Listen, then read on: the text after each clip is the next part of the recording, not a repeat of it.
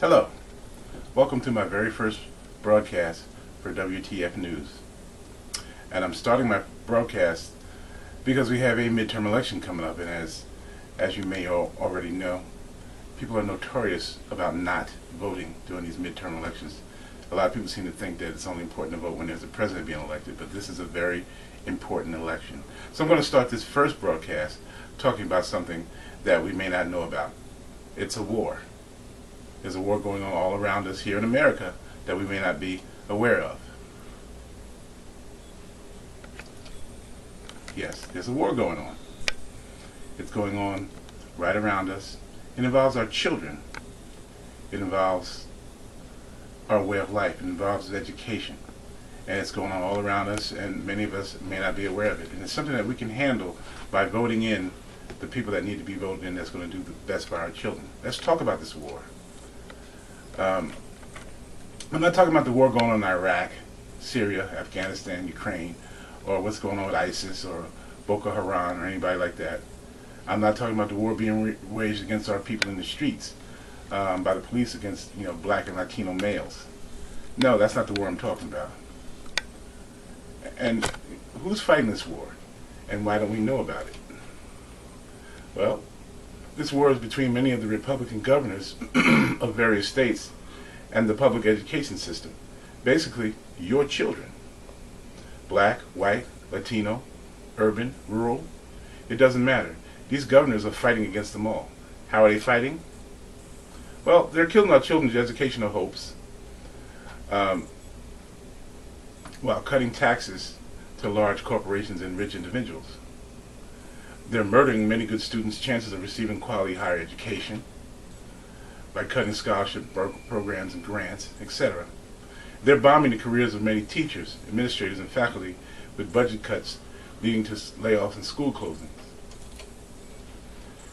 Which governors am I talking about?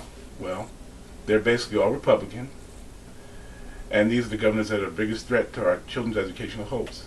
They include, and you can read along, Tom Corbett, Pennsylvania, Republican; John Kasich of Ohio, I don't think I said that right; Scott Walker, Wisconsin; Rick Snyder, Michigan; Paul LePage, Maine; Nathan Deal of Georgia; Sam Brownback of Kansas; and Rick Scott of Florida.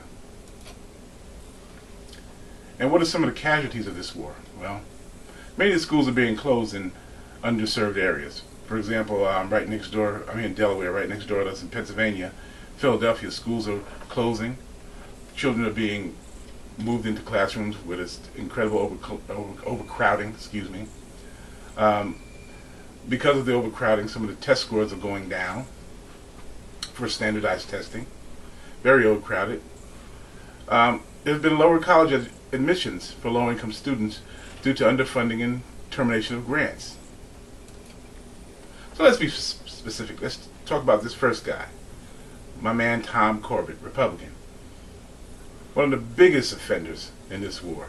He cut $1.5 billion from education. Now he's trying to say, well, he added it. Well, first he cut $1.5 billion, then he restored some of it. But in the meantime, some of the results. Schools in Philadelphia are closing. Schools are overcrowded. Teachers have lost their jobs. Administrators, faculty, all lost their jobs. That's Mr. Corbett running for election. Same situation in Georgia, Nathan Deal. He cut about $1 billion. Same results. Overcrowding, layoffs, pay cuts, who are already underpaid. Mr. LePage, Maine. Initially, as soon as he got into office, he cut $35 million from the education budget. He cut taxes for some of the wealthy residents and some of the corporations in Maine. And then he had the nerve to accuse teachers and administrators of lying about some of the budgetary problems, as if they caused it. And he's famous for this controversial quote, and you can read along with me. If you want good education, go to private schools. If you can't afford it, tough luck. You can go to public school. That's a governor saying this. Same with Mr. Kasich of Ohio. He cut $500 million pretty much after he got in office. He also cut some taxes that actually were funding some of the schools. And this is a quote from a local newspaper in Ohio. Children in 3 out of 4 school districts have less money coming from the state today than they did prior to him taking office. Rick Snyder, Michigan, another $1 billion cut. And you can read along with some of the things he did. Rick Scott, same situation. So basically what I'm saying, you can read along if you want to go back and read. Basically here's Mr. Walker in Wisconsin. Okay? Hiked tuition by 11%. Mr. Brownback. Okay, and here's another quote from the Kansas Association of School Boards. When measured against changes in the cost of living, funding for educational programs that can actually be spent on teachers, administrators, and student support program has declined by $500 million since 2009. If this was a real war, these gentlemen would be considered war criminals. The things that they have done to damage the school systems in these states, just unconscionable. And these people are all running again for office. They've cut funding to their states' public education system while cutting taxes for corporations and the wealthy. It's what the Republicans like to call the trickle-down economy. What they do is they cut taxes for the major corporations, cut taxes for the wealthy, and they expect these people to give jobs. But what happens is these people just put the money away. They stash it away. They stash it offshore.